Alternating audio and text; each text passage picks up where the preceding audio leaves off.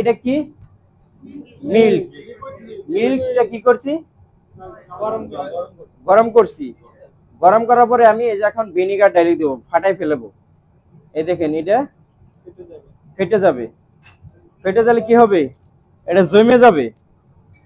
এই জিনিসটা পুরা আস্তে আস্তে জমা হবে। এই যে স্লোলি লাড়বো, স্লোলি লাড়বো। এটা যদি ফাইটে যা, ফাইটে গেলে কি হবে, নষ্ট হয়ে গেছে তাই না, ছানা হবে। এখন আস্তে আস্তে এটা মোটা হয়ে জমবে।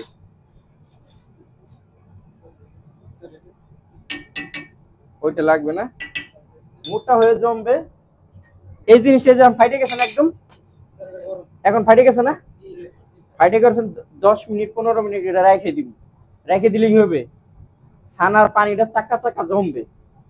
চাকা চাকা জমার কারণে এটা আমার ইজি হয়ে যাবে। পানিটা সাইড করে দিব, ছানাটা আমি আলাদা নিব। ছানাটা আলাদা নেওয়ার সাথে সাথে একটা স্ট্রেনারটা এদিকে নিয়ে আসি। এই জিনিসটা দেখেন, এই যে আস্তে একটা মার্কিন কাপড় নিব। কাপড় নেওয়ার সাথে সাথে এই জিনিসটা আমি ঢেলে দিব। এই যে দেখেন,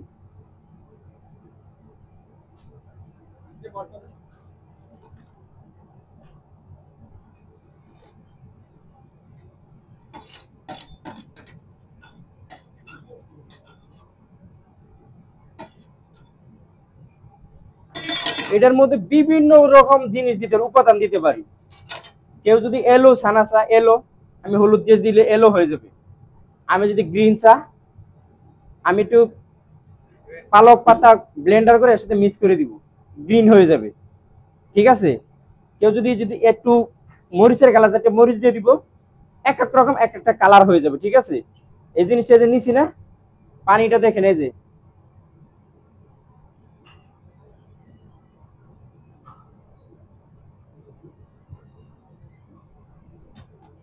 এই জিনিস আস্তে আস্তে সরাই ফেলবো জিনিসটা। এই যে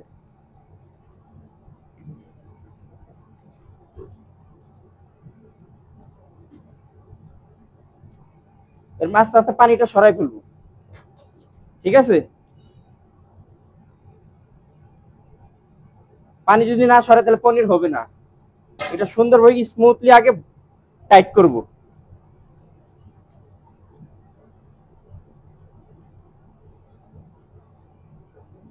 একটু সাইড দিই।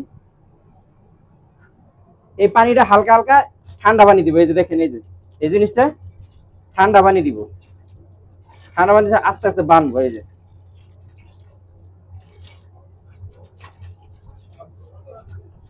এই জিনিসটা, এই যে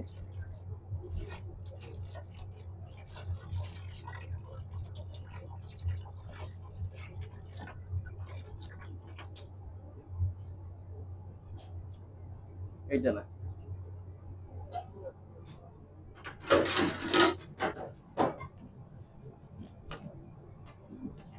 স্ট্যান্ড নিব এই জিনিসটা। ঠিক আছে,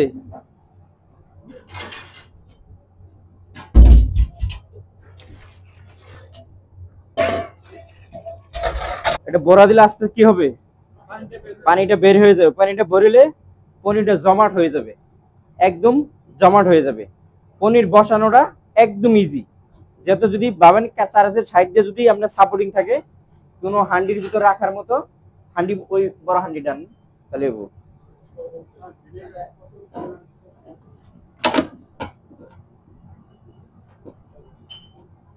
দেখি ছেড়ে দেন।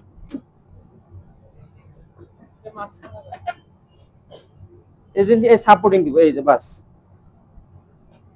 সাপোর্ট দিলে পড়বে না, এমনিও আস্তে আস্তে আস্তে আস্তে বসে যাবে। ওয়েট মাস্ট বি দিতেই হবে। ওয়েট না দিলে পনিরটা শক্ত হবে না।